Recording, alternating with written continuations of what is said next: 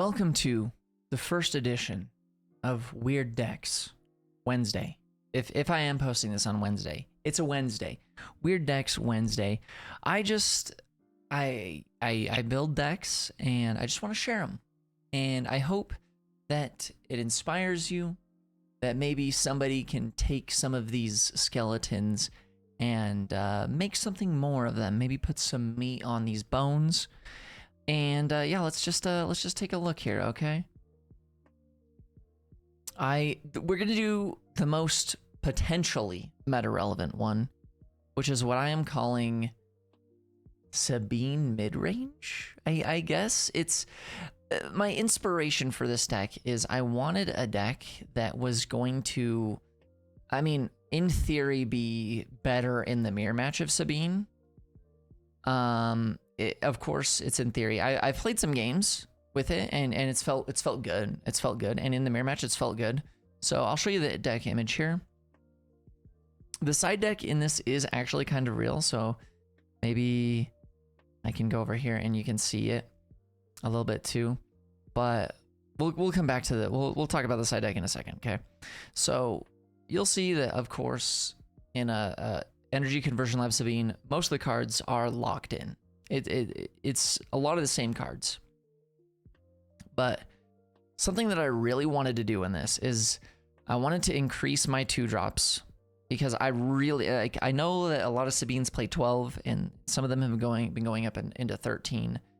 But I just still wanted more. So I'm playing 14. And yeah. Battlefield Marine, Green Squadron A-Wing, Sabine Wren, Rebel Pathfinder, and Ketsu Onya. I know that some people aren't super big fans of Ketsu because she only has 2 HP, so she can die to a lot of various different things. You know, crafty smugglers, super sad. But I wanted a couple more Mandalorians, and she has Saboteur, and she can defeat shields by just attacking the base instead, and then defeat something's shield. So I like her. I think she's fine. As you can see, we are back on the Echo-based Defender here, which was a solid choice in set 1. People were using this card a decent amount back then, but have kind of dropped it since. But really, I'm mostly playing this in here because it's still a 4/3, which is not terrible. It is bad into the 3/5s that, you know, such as Cassian. But being able to have a couple more Sentinels in the deck really, I feel like, helps out in the mirror match. So that's why I've got it in here. You'll notice I only got 2 red 3s in here, and I've got the Sundari Peacekeepers in the main. You'll notice that a decent amount of Sabine players, they have a couple of these in the side. This deck, the premise of this deck is it's built for a tournament or a meta where you're maybe expecting a lot of Sabines, but you also want to be Sabine. And so you'll notice, you know, of course we've got the 3 Darksabers, but what we've also done is we've included 3 Vambrace Flamethrowers. And yeah, I really like this card a lot. In the first testings of this deck, I had some R2s in, and I had a game where literally I played R2 on turn 1. Turn 2, I played Vambrace Flamethrower on R2. And then the R2 didn't die for the rest of the game. And like they play a Sentinel. R2 would have to attack the Sentinel, but the Vambrace Flamethrower would just kill it before R2 would attack, and so R2 would just stay alive, and it was free, and he wouldn't take any damage. I kind of basically, the inspiration for this was I really loved being able to play Darksaber on Sabine on her flip turn. And I wanted a little bit more. I wanted a couple more upgrades in the deck that I could equip onto Sabine that would feel good in the mirror. And so, yeah, I like the idea of being able to flip Sabine, put a Vambrace Flamethrower on her, and be able to attack the base still, and be able to hit the base like for 4 damage, and then also be able to kill a ground unit at the same time in the mirror match. I feel like is huge. So that's why we've got that in there. You'll notice that For a Cause I Believe in is not in the main. And it's because I've got 3 Darksabers, I've got 2 Timely Intervention, 2 Vambrace Flamethrowers, And then I have also opted for 2 disabling Fang Fighters. Like I said, this deck is, the main deck of this is assuming a Sabine meta. So you've got the disabling Fang Fighter, so if your opponent plays the Darksaber on Sabine's flip, then you can play disabling Fang Fighter and be fine. You turn their whole turn off and you still get to summon a 3/2 ship. Not bad. So that's some of the reasons for those choices there. I'm certain that having Casca Reeves in here is incorrect. But I really just wanted, like I said, I wanted to try out a couple more Mandalorians, and I wanted a couple more that benefited from the upgrades. So maybe, you know, if I played a Casca and then I put a flamethrower on her, then my opponent Sabine is just not gonna keep any ground units. They'll have to completely pivot to space if they can. And so I'm sure that you could just take Casca out and do literally whatever you want, and it would be better. Especially because, like, there was no way I was gonna cut K2. Obviously, K2 is insane. So I mean, yeah, you could certainly cut Casca and put back in the third red 3, and probably you could even put in the second Bright Hope again, or even go up to 3 Sundari Peacekeepers if you want to be crazy. So yeah, these are I actually have played games with this, and it feels really good. The theory on the side deck over here is that essentially the side deck kind of converts it back into a normal Sabine, because I believe that, because what we tried to do with this deck is we tried to take Sabine and just slow the deck down just a little bit so that it could beat normal Sabine, kind of control it while also still going fast. But the problem with that is if you end up going against control, then you're worse against control, because you took Sabine that normally is great against control because it's going so fast, and you've made yourself slower, so it's like it's worse into control. So essentially the side deck is just turning it back into a normal fast Sabine deck, except for the one Consortium Star Viper in there is literally just the only thing that is like extra to put in for the mirror match. Otherwise, normal stuff. All right, for the next 2 decks, they are quite experimental and they're pretty weird, but I love their ideas. So let me know what you think. Right here, this deck is called Space Ray.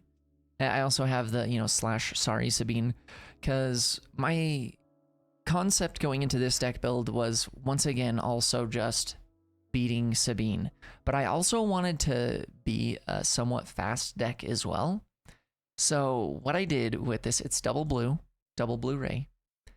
I wanted to play more spaceships, so I put in the Restored Ark, I put in the Distant Patroller, I even put in the Gray Squadron Y-Wing, which I know a lot of people don't like, and they have great reasons for that, but it turns out if you mostly are playing space units, we've got 3 Razor Crest, we got the Interceptors, we even got 1 Survivor's Gauntlet in here, we got, what is this, 9 2-drop ships, and of course we have Redemption. If when you attack with the Gray Squadron, if your opponent just instead of putting the damage on their base, they're putting it on their ground units, like eventually their ground units are gonna die from it. Or your few ground units you're playing are going to be able to finish them off. That is partially in here why I do have 1 Nema Outpost Constables in here, just because I wanted a ground sentinel that had, it didn't matter if it had low power, but had, just as long as it had high HP, because then the Nema Outpost Constable in combination with even just Yoda damage is going to be able to finish up any of the damage that the Gray Squadron Y-Wing does on the ground units. Otherwise, they're just taking the damage to the base, and since it's 1 power, you can upgrade it twice with Ray, so it eventually is a 3/5 in space that's doing damage. So that's one cool thing. Another cool thing that combos with it is the Gray Squadron Y-Wing also works with Vigilance and Takedown. So if they're just trickling down the health of their ground units, then eventually they're going to only have 3 HP remaining, or they're only going to have 5 HP remaining. and that's going to allow Vigilance and Takedown to kill those. So that's what we got there. We've got Kanan Jarrus and Yoda as some Force users to be able to potentially combo with the lightsaber if you end up needing to put the lightsaber out early and not put the lightsaber on Rey. We're a double blue deck, so you also get to play Bendu, and also Vigilance you get to play for 4, which is awesome. Some other things in here, like I said, this is conceptual. Some of the card choices in here they're in one-ofs because it's like, this is what I'm thinking about, but I don't know how I want to fill out this space. But we've got the Survivor's Gauntlet in here because you can do some shenanigans with the lightsabers and even the upgrades if you need to. The +1/+1 upgrades if you need to. After you've attacked with one and you need to get 1 more damage on something, you can do that with the Survivor's Gauntlet. But the cool thing that you can do with Survivor's Gauntlet here is you've got a lightsaber on Rey already, or maybe you had a lightsaber on Kanan, and then you're flipping Rey, and you've already attacked with Kanan this turn, so Kanan's big. Then you can play the Survivor's Gauntlet, and on play, you can move the lightsaber over to Rey, and now Rey's big, and then Rey can attack with it. And then next turn, you can attack with Rey again with it, and then you can attack with Survivor's Gauntlet, move it back over to Kanan if you want. It's the Survivor's Gauntlet's pretty cute. It's pretty neat. So that's kind of what we got going on here. Everything else is not too surprising. We've got 3 rivals fall in here because we really don't want to lose to super tank yellow, or not even yellow Boba necessarily, but just Boba Fett in general with Boba's armor. And Rivals Fall is great against that. Obviously, we've got the removal of Fel the Dragon too in here for any big spooky ships or dragons. And yeah, and the Razor Crest, maybe it returns a lightsaber to your hand. It's cool. Quill will basically draw almost any card in the deck except for the Grey Squadron or R2, but we still want to play R2 because he's insane. Some, normal things people might consider in here as Regional Governor, but like I said, we were trying to shift to more of a space deck here so that we could ignore the ground a little bit. You can upgrade the Distant Patroller, which is cool too, because then it becomes a 3/2. And the Distant Patroller, when it dies, it can give a shield to a blue unit. And, maybe by then you've got a Yoda on the ground, and then Yoda becomes shielded, or Kanan becomes shielded, or your Nema Outpost Constables, or, anything. It's just cool stuff.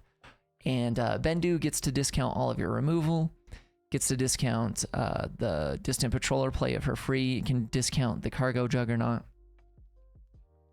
It's pretty cute. All right. Now, on to the last deck. And this one, yeah, it's, we'll just get into it. All right, it's Space Gar Saxon. It's blue-red, and for a while I've been wanting to I've been thinking about all of the different Gar Saxon possibilities. And as I was going through it, I realized that there's actually in blue villainy, in red villainy particularly, there's actually some solid upgrades that you can attach to ships. So you can't attach the Darksaber and you can't attach the Vambrace Flamethrower to ships, but you can do Arm to the Teeth, and you can also do Ruthlessness. And Ruthlessness costs 1. Its effect is kind of irrelevant. It says when this unit attacks and defeats a unit, you can deal 2 damage to the defending player's base. Sure, if you have to do a trade, that's fine. Or even if your guy's going to stay alive, that's cool too. It does damage to the base. But otherwise, it's still just nice that it's a 1-cost upgrade that you can put on a ship, and it's hitting for 2 more. But in the case with Gar Saxon, it's hitting for 3 more. So let's take a look at this deck. All right. What's cool is we get to play Kylo's TIE Silencer. We've got the Inferno 4. We've got Unlicensed Headhunter. We've got Disabling Fangfighter and Imperial Interceptor, as well as the Survivor's Gauntlet and the Clan Saxon Gauntlet. So a lot of ships. But what's really cool, we can get them upgraded. And I'm gonna say this now, but I'm gonna say it even more.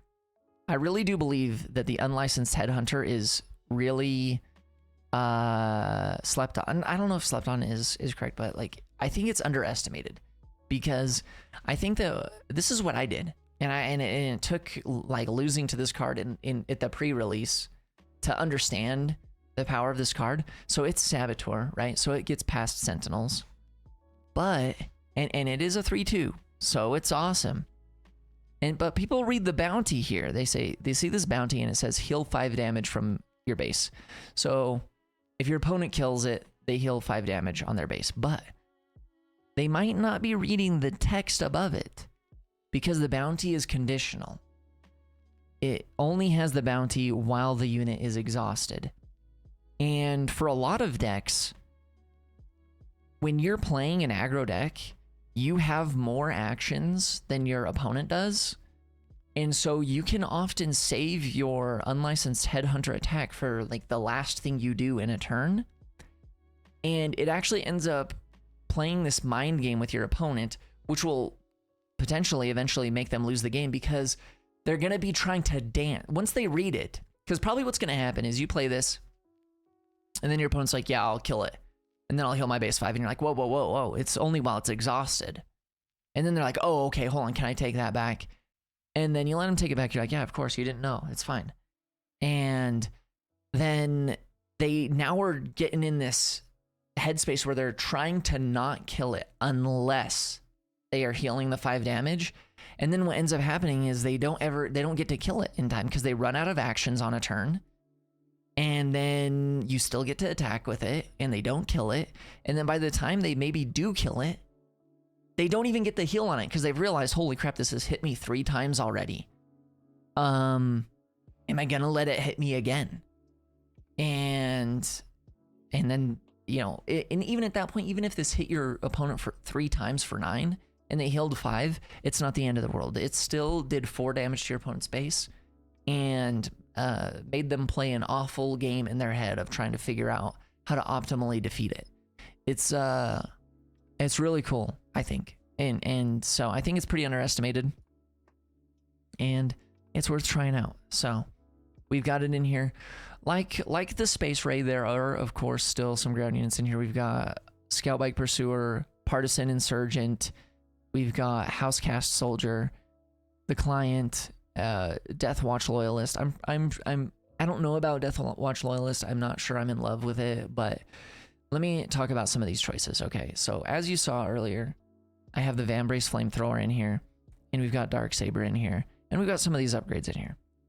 One of the reasons that I want to play Scout Bike Pursuer and Partisan Insurgent is they are turn 1 plays that don't die to anything. I mean, obviously they die to Power of the Dark Side, or if your opponent has a 3 power unit and a shoot first, or anything and Surprise Strike, right? Anything dies to that, okay? But outside of those interactions, like, there's no unit your opponent plays on turn 1 that kills these guys, and so it makes them great bodies to be able to put an upgrade on. So on turn 2, you can put a Vambrace Flamethrower on them, or on turn 2, you can put Ruthlessness on them, and then also play a spaceship or something. So really cool stuff. And like I said, we've also got a solid amount of spaceships. You can play these spaceships turn 1. You can put Ruthlessness or Arm to the Teeth on them in the second turn, and now they're hitting in space for a bunch of damage. It's pretty neat. We've got the Client in here as like a hedge against aggro, but also because in Gar Saxon, he's a 3/5 shielded, which is crazy. And then if they break the shield, you can still put Ruthlessness or whatever else on him, and then he's a 5/4. And it's just some good stuff. I really do like it. The bombing run in here is something that I'm not sure about, but it's just in there because it's got so many space units that it's kind of like, hey, if I am playing an aggro matchup and I'm able to pivot to space, then I can be in space and my opponent can, you know, think they're dodging me in the ground, and then I can blow them out with bombing run. That's the thought, of course. We once again have got Disabling Fangfighter in here because we're trying to destroy Darksabers on Sabine's flip turn. And like I mentioned before, we've got Survivor's Gauntlet in here because you can do some awesome shenanigans with Darksaber, where you can have the Darksaber on your Housecast Soldier, have it attack, and then you can play this and have it swap to your other Mandalorian or your other anything. Because once you played it, you can swap it to any unit because it's not it's not playing it anymore, so you don't have to worry about paying its cost, right? It's just like the Darksaber penalty is only if it's on non-Mandalorians. So if you've played it on a Mandalorian, you can start swapping it to whatever your other ground units you want. And then when they attack, they'll actually buff your Mandalorian, which is kind of neat. So that's what we got there. A Hunting Xenu, it's just like Partisan Insurgent. If you've got another red unit, it has raid 2. I just am trying to be a little bit of a faster deck, and I also recognize, you still do need some ground units. And we've got some good red spaceships in Space 2 to help turn on the Hunting Xenu. So that's the thought process there. The Super Squad Commando is, or Super Commando Squad is in here, kind of just because, it is a Sentinel.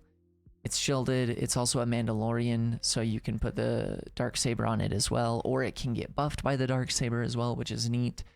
And also just to be a hedge against some ground the leaders in the ground, because they're all in the ground currently. So that's what we've got. I'm not sure about this side over here.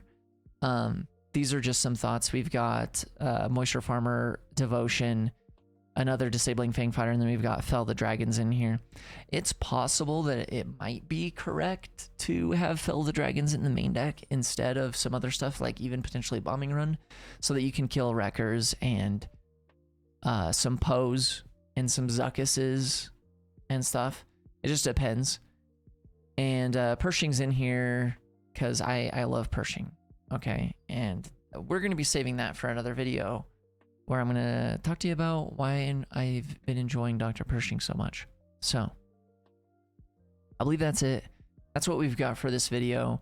If you've got any questions, leave them in the comments. Thanks for being here. Thanks for spending some time here. I appreciate it as always. Let me know if you've enjoyed any of these weird deck concepts, and if you try anything out, and if you make any adjustments. If you have any ideas for them yourself too, I'd love to hear about it. And I'll see you in the next video.